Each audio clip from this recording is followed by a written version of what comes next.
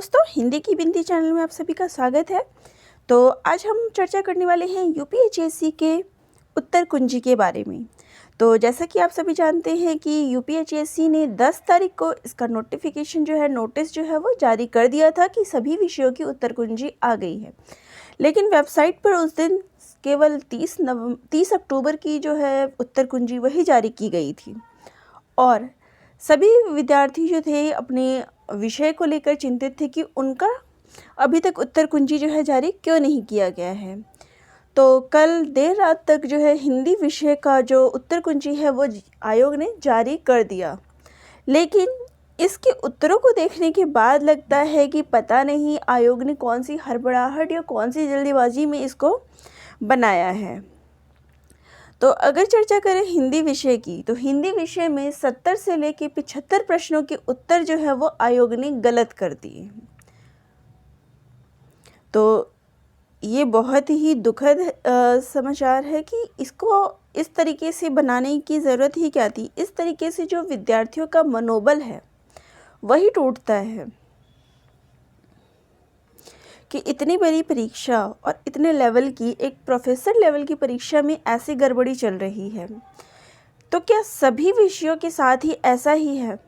5 से 6 प्रश्न या लगभग 10 प्रश्नों के साथ ऐसा चल सकता है कि कुछ प्रश्नों के उत्तर वो गलत हो सकते हैं। लेकिन यहाँ तो हिंदी विषय में 70 से लेके 75 प्रश्न के उत्तर वो गलत आ रहे हैं। तो ये अब इसके लिए क्या किया जाए?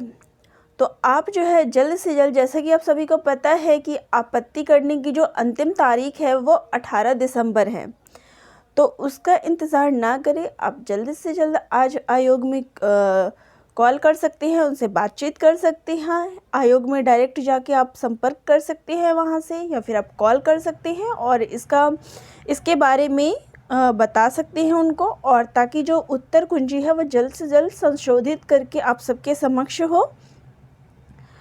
और क्या सभी विषयों के साथ ऐसा भी है कि बाकी जो अन्य विषय हैं तो उन सभी विषयों में भी ऐसी ही गड़बड़ी की गई है? तो जो विद्यार्थी हिंदी विषय के अलावा जिन्होंने अन्य विषयों से परीक्षा दी है वो भी कमेंट करके ज़रूर बताइएगा क्या कि उनके विषयों के साथ भी ऐसा ही हुआ है, ऐसी ही गड़बड़ी, इतने सारे प्रश्नों के उत्तर गलत क्या उनके साथ भी हुए हैं? तो ये भी बात आप कमेंट करके बताइएगा ताकि इसके विषय में भी विचार किया जा सके। तो ये गड़बड़ी तो हिंदी विषय को लेके हुई है। इसके साथ ही अगर याद हो तो इसमें मेल और फीमेल को लेके भी समस्या आई थी। तो जितने भी मेल कैंडिडेट थे उनका फीमेल वो बदलाव कर दिया था एडमिट कार्ड में। तो ये सारी गड़बड़ी इस परीक्षा में आ रही है। तो आयोग से यही निवेदन है कि जब भी आप इतनी बड़ी परीक्षा कोई आप कराते हैं तो इन चीज़ों का ज़रूर ध्यान में रखें ताकि जो विद्यार्थियों का मनोबल है वो इस प्रकार की परीक्षा से टूटे नहीं कि इतनी बड़ी परीक्षा में इस प्रकार की गड़बड़ी होती है जहाँ जेंडर में बदलाव आ जाता है या फिर उत्तर कुंजी में इतने सारे प्रश्न गलत होते हैं। तो अगर आपत्ति भी जताई जाए तो कितने प्रश्नों पे जताई जाए? तो ये यहाँ समस्या है। तो यहाँ सभी विद्यार्थियों से यही अनुरोध है कि वो आप लोग जल्द से जल्द इसके लिए आयोग से बातचीत करें और उनको मेल भेजें ताकि इस समस्या का जो समाधान है वो निकल सके।